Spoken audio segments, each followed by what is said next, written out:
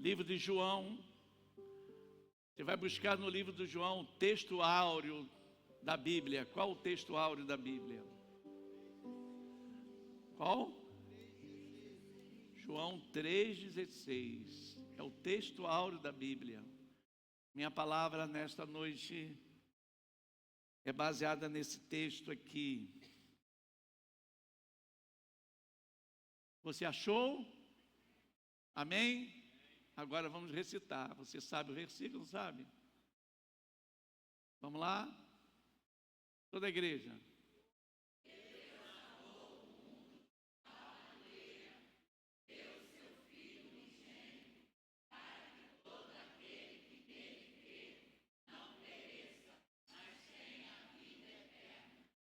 Mais uma vez.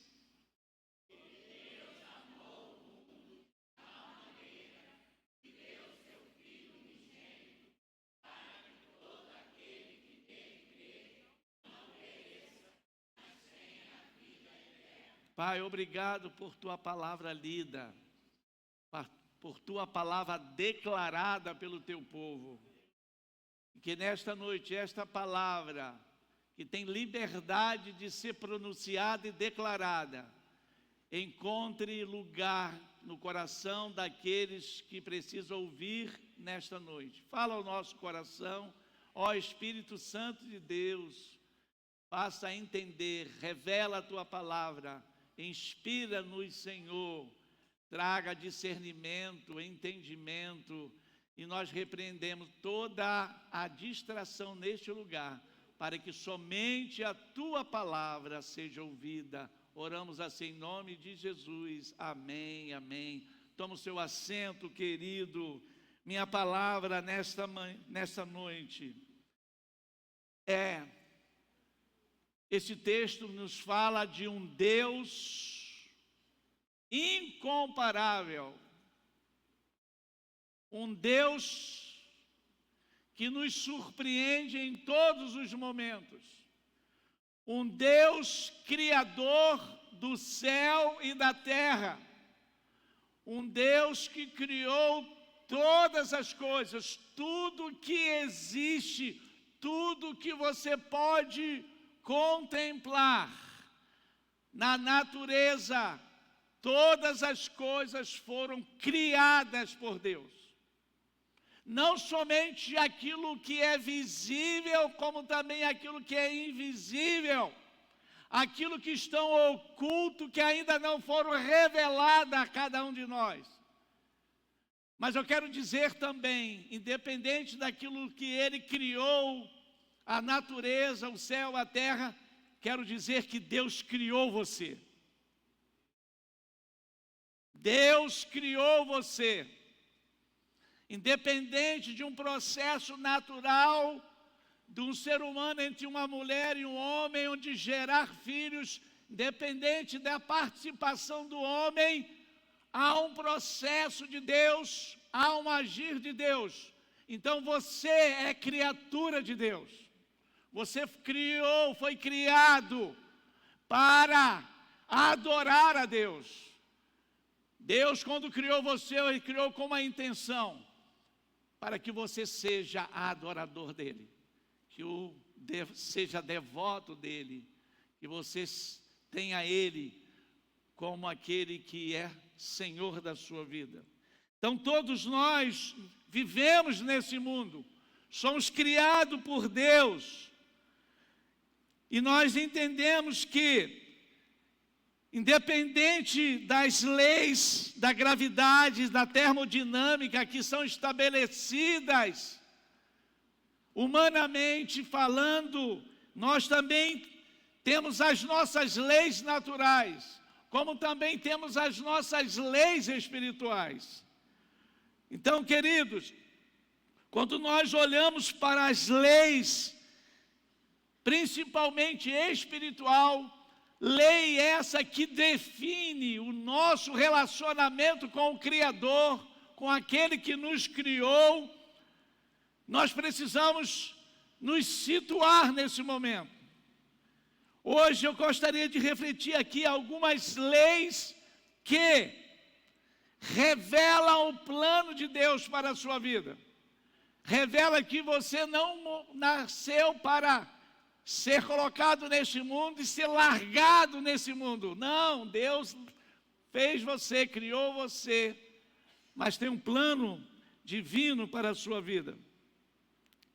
O teólogo brasileiro Russell Shedd, ele declara algo importante, principalmente no que diz respeito ao amor de Deus, a graça de Deus. Ele diz que Deus é um Deus cheio de amor e de graça, que Ele estabelece um processo em que Deus age continuamente na nossa vida. Deus, Ele está sempre agindo.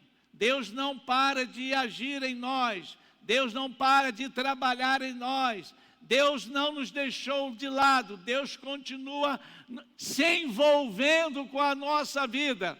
Por mais que você não perceba, Deus está fazendo parte da sua vida. Ele conhece você, conhece a sua vida, conhece a maneira como você vive, como você pensa, como você crê, como você se relaciona com Ele em todos os aspectos. Por isso, esse texto ele vai nos trazer uma ideia de que porque Deus amou o mundo de tal maneira, Ele está dizendo, olha, eu tenho um plano divino para a humanidade, para todos aqueles que vivem nessa terra. E o texto vai dizer lá em João 10:10, diz assim, eu vim para que tenha vida, e vida em abundância. Quando Deus te criou, querido, Deus criou você para desfrutar da comunhão com Ele e experimentar uma vida plena. Foi isso que Deus criou você. Então o desejo de Deus é que cada pessoa criada por Ele tenha relacionamento pessoal com Ele e viva em harmonia com Ele. Esse foi o propósito de Deus. Quando Deus cria Adão, depois Eva, coloca lá no jardim, todos os finais dos dias, Deus ia procurar Adão, conversar com Adão, se relacionar com Adão. Porque a atitude de Deus, o desejo de Deus, é que Ele tenha relacionamento com a sua criatura. Por isso, vai dizer, um teólogo, N. Gruden, diz assim, o propósito supremo de Deus na criação do homem é que ele glorifique a Deus e se alegre nele para sempre. Todas as vezes que Deus tinha um papo, um diálogo, um encontro com Adão, era para que ele se alegrasse com a sua criatura e a sua criatura se alegrasse com o seu Criador. Então, queridos, isso nos mostra que o plano de Deus não é apenas salvar. O plano de Deus é também se relacionar com aquele que Ele criou. Imagine, querido, um pai amoroso que prepara uma herança maravilhosa para os seus filhos. Ele deseja o melhor para o seu filho. Todavia, há um problema que impede nessa comunhão, nessa relação, que impede dele declarar, daquele que ele possa usufruir de tudo aquilo que ele necessita. Porém, o pai percebe que há um detalhe, um problema, uma dificuldade, um impedimento que o impeça dele agir como ele desejava. Quando nós olhamos para a condição do homem, ou seja, quando o homem peca diante de Deus através de Adão, Adão desobedece à ordem de Deus, cai no pecado, se afasta de Deus, quebra a sua comunhão com Deus e, por consequência, toda a humanidade foi afetada por esta desobediência por causa desse pecado. Deus visita Adão, como era costume, quando ele vê no jardim, cadê Adão? Aí Deus pergunta: Adão, onde você está? Adão, ô Adão, Adão! E ele se esconde depois de pecar contra Deus. Aonde você está? Aí Adão diz: estou aqui, eu pequei, confessa, declara todo o episódio da sua relação, da relação dele com a esposa com Satanás, que os levam a desobedecer a Deus e afastam-se de Deus. Através desse ato de pecado, a palavra do Senhor vai dizer em Romanos 3:23, todos pecaram, todos ficaram separados da comunhão com Deus. O pecado separa o homem de Deus. O pecado de Adão separou eu e você de Deus, nós de Deus. Toda a humanidade que não confessa Jesus como Senhor e Salvador encontra-se separado por causa do pecado. Então o pecado separa o homem de Deus, impede esse homem de experimentar o plano divino, impede esse homem de usufruir o melhor de Deus, que Deus já havia planejado desde o início da criação. Então a humanidade, toda ela foi afetada. Por mais que a humanidade tente, ela não consegue alcançar a Deus por meio dos seus atos, por meio das suas obras, por meio da sua bondade. Por mais que ele tenha a intenção de se aproximar de Deus com as suas ações, jamais ele vai poder fazer isso. Não é a religião, não é a moralidade, não é ser uma pessoa certinha que vai aproximar-se de Deus, não. O reformador Martinho Lutero, ele enfatiza essa questão do pecado. O pecado não é meramente um comportamento ruim. O pecado é um estado de rebeldia contra Deus, que corrompeu a nossa natureza, a minha natureza, a nossa natureza.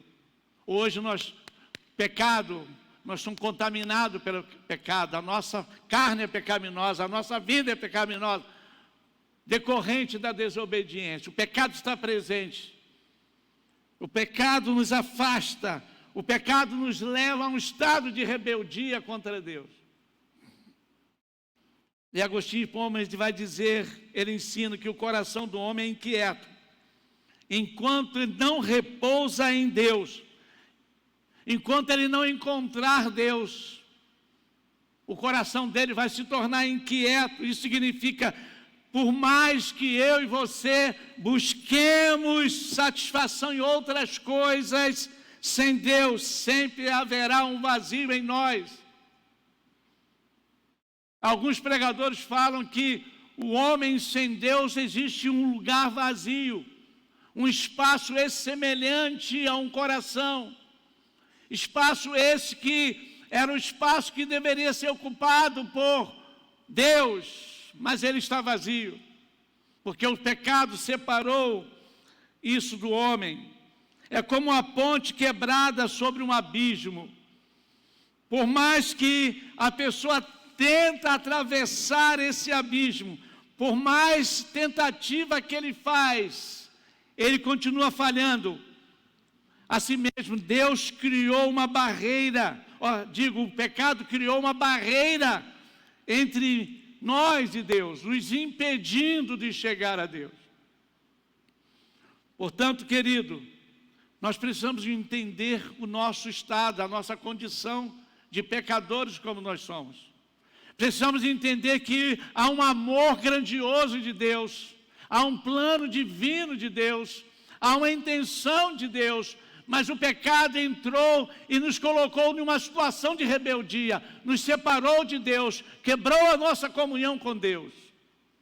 Porém, Deus não apenas ficou conformado com a situação da sua criatura. Ele providenciou algo. E para ele providenciar algo, ele demonstrou o seu amor para mim e para com você. Por isso que Romanos 5,8 vai dizer: mas Deus prova o seu amor para conosco, pelo fato de ter Cristo morrido por nós, sendo nós ainda pecadores. Ou seja, Deus, no seu infinito e grandioso amor, Ele promove, Ele busca um meio, Ele busca uma alternativa, Ele busca prover uma solução para o estado de pecado do homem. Por isso, Ele traz o seu filho, Ele manda o seu filho, Ele dá uma ordem ao seu filho: olha, você vai descer lá na terra, você vai se fazer como homem, você vai viver um período ali como homem, você vai ficar em um período ali para cumprir um plano divino, você vai lá para entregar a sua vida, porque para me restaurar a minha relação com o homem, eu preciso que alguém venha dar a sua própria vida, e eu vou entregar a sua vida, meu filho, para que você venha morrer por aqueles que estão lá, separado de mim, para que através de você, para que através da sua morte, eles possam ter a possibilidade de ter os seus pecados perdoados, e a sua comunhão ser restaurada.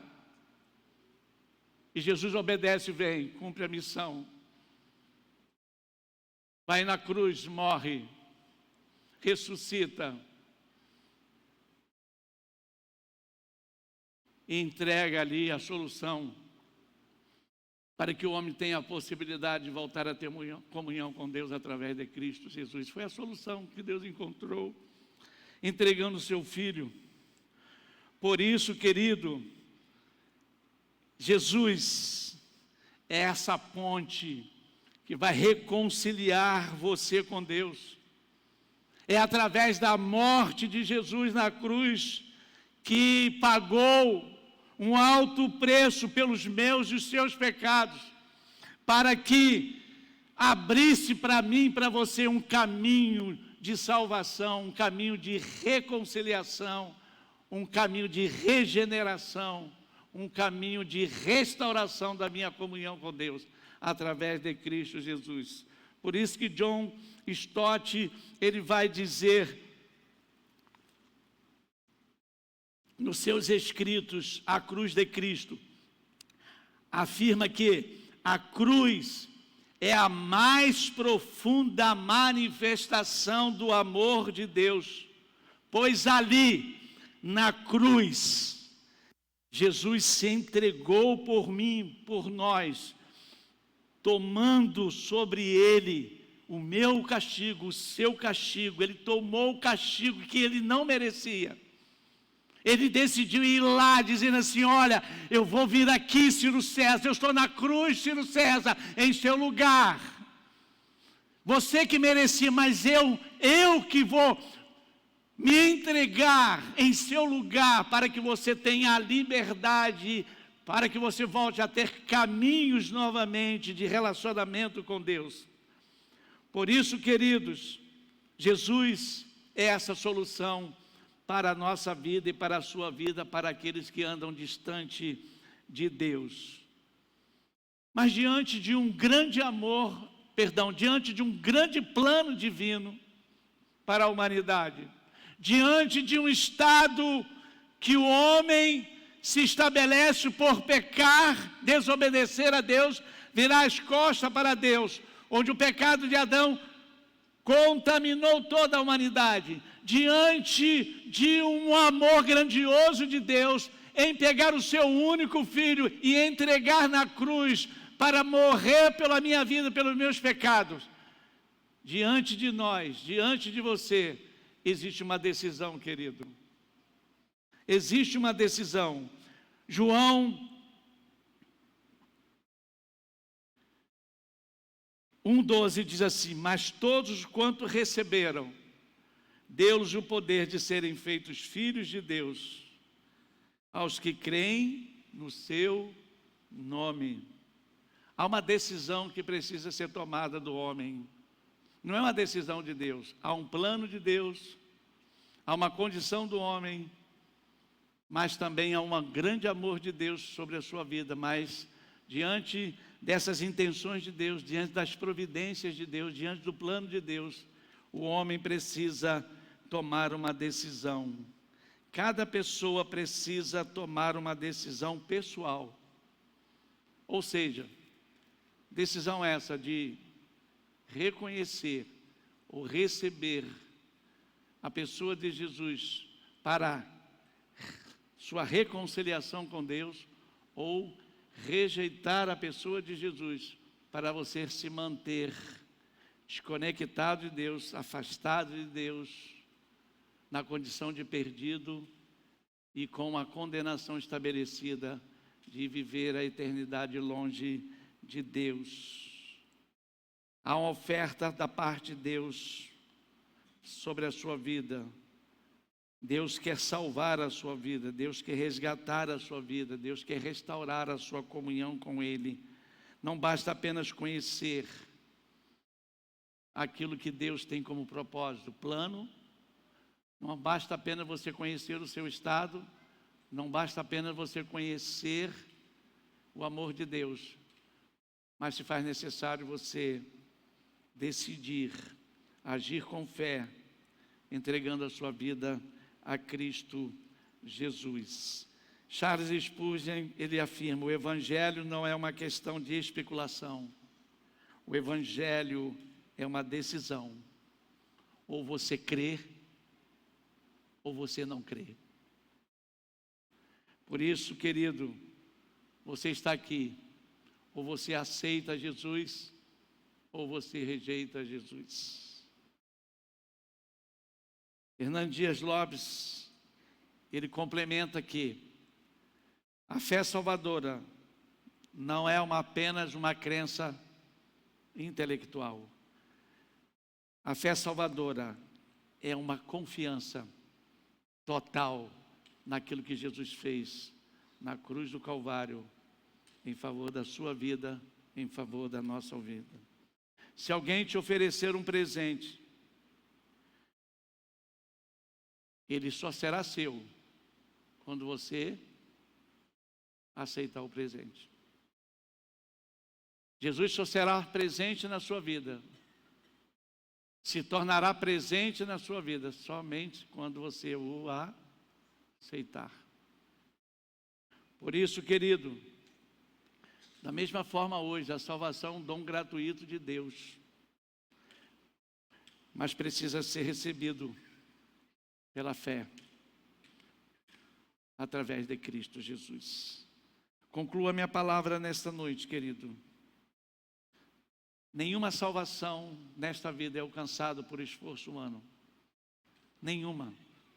Por mais que você faz boas obras, por mais que você faz tantas coisas que você acha que agrada a Deus, querido, é pela graça de Deus por meio da fé em Cristo Jesus. Por isso, hoje você tem uma oportunidade, que adentrou neste lugar, a tomar uma decisão importante na sua vida. Ou crer em Jesus, ou rejeitar Jesus. Nesta noite, você sabe quando você está, da maneira como você está. E todo homem que não confessar Jesus como Senhor e Salvador, ele não está preparado. Ele não tem o direito, melhor dizendo, ele não tem o direito de entrar no céu. Por isso, sua vida após a morte, você precisa pensar: onde eu vou passar a minha eternidade? Tem muita gente pensando que a vida é só nessa terra. Morreu, acabou.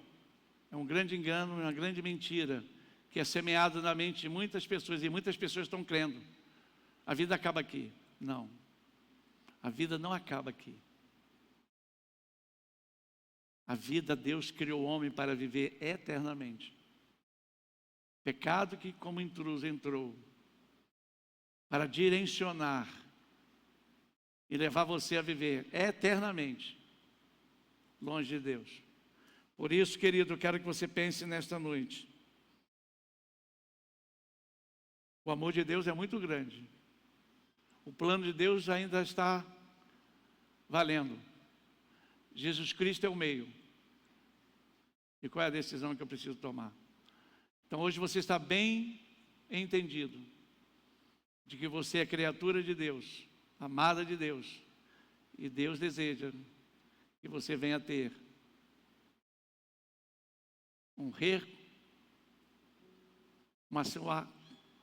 uma restauração da sua comunhão com Deus. Feche seus olhos nesta hora.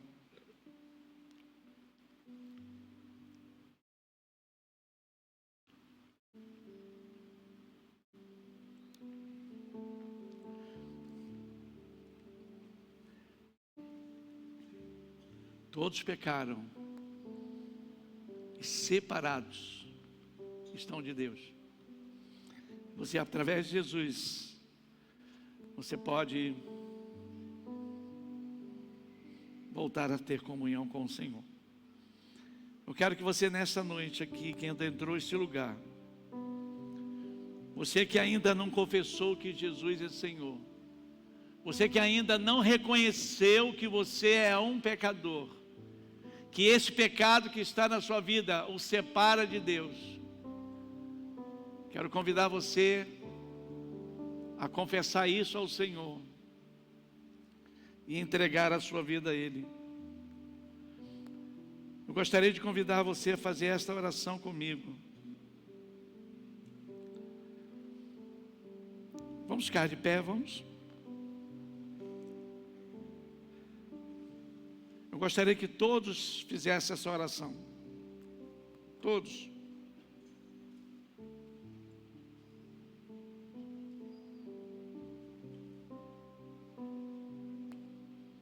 Até mesmo você que um dia aceitou Cristo.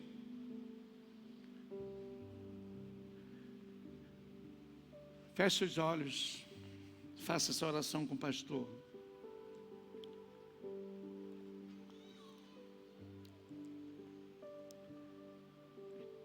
Em voz alta: Senhor Jesus, eu reconheço que sou um pecador, que eu estava e estou separado de Ti, mas hoje creio que Tu morreste na cruz por mim e ressuscitaste ao terceiro dia. Eu Te recebo como meu Senhor e Salvador. Perdoa os meus pecados, transforma a minha vida, guia-me pelo Teu caminho, em nome de Jesus. Eu que estava afastado dos Teus caminhos, nesta hora, eu retorno para os Teus braços, abraça-me, receba-me, porque eu desejo ter comunhão contigo novamente, em nome de Jesus. Amém. Se você fez essa oração pela primeira vez aqui, quero convidar vocês a levantar uma das suas mãos. Pastor, eu fiz essa oração pela primeira vez, nunca fiz essa oração. Levante a mão aí, quem fez essa oração pela primeira vez? Alguém fez essa oração? Você que está afastado da casa de Deus e fez essa oração, levante a sua mão para voltar para Cristo Jesus. Amém? Você que fez essa oração de reconciliação, posso convidar você para vir aqui à frente, para me orar por você? Vem aqui à frente. Vem.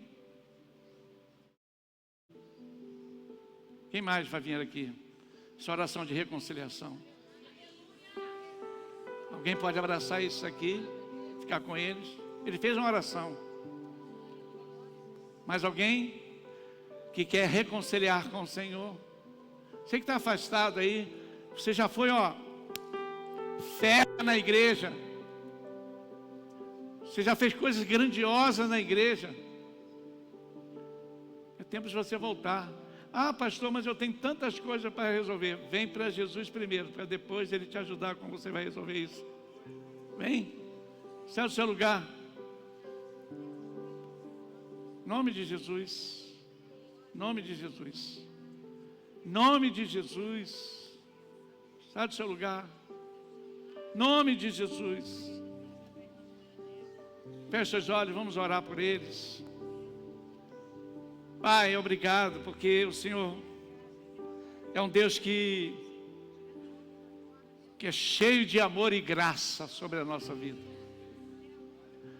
Papai, obrigado porque o Senhor nunca desistiu de nós. O amor do Senhor tem sido tão grande que nós, como ser humano, a gente não consegue dimensionar esse grande amor. Mas o nosso coração declara com a nossa fé que o Senhor é um Deus que nos ama. Tal grande amor esse que o Senhor pegou o seu único filho, o filho amado, e levou lá na cruz para morrer ali, para que eu e nós tivéssemos novamente encontro com o Senhor. O Senhor pegou o seu filho justo e apresentou um justo para morrer por um pecador, para um indigno, para que eu e nós fôssemos justificados dos nossos pecados. Nosso coração se enche de gratidão por esse grande amor em dar o seu filho para se tornar o meu Senhor e Salvador, para perdoar os meus pecados e me fazer digno de ter uma vida eterna em Cristo Jesus. Pai, obrigado, porque aqui tem pessoas que um dia se afastaram da tua casa por um motivo, por uma razão. E hoje, com a sua própria boca, eles declararam que desejam retornar, e estão aqui à frente, retornando, e nós como igreja nos alegramos com eles, com esse retorno. Senhor, nessa hora nosso coração se enche de alegria, a tua igreja se enche de alegria, o céu se enche de alegria, o céu está em festa, porque Ele está vendo vidas amadas do Senhor sendo reconciliadas contigo. Obrigado pela vida de cada um que está aqui sendo reconciliado com o Senhor. Eu oro e abençoo a sua reconciliação, para que eles voltem a caminhar com o Senhor e cumprir o propósito pelo qual o Senhor tem para com a vida deles. Eu oro e abençoo a vida deles, a restauração deles, a reconciliação deles, em nome do Pai, do Filho e do Espírito Santo. Amém, amém, amém, amém, amém. Cá, meu queridão. Cadê a Carol? Está aí? Cá, Carol. Quero dar um abraço em você.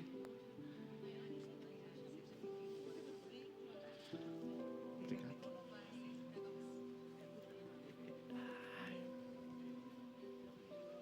Um abraço, querido.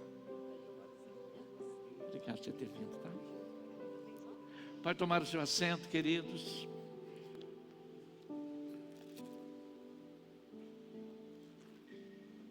Eu gostaria de pedir os líderes de células, alguns líderes acompanhassem essas pessoas aqui para algumas orientações, ok?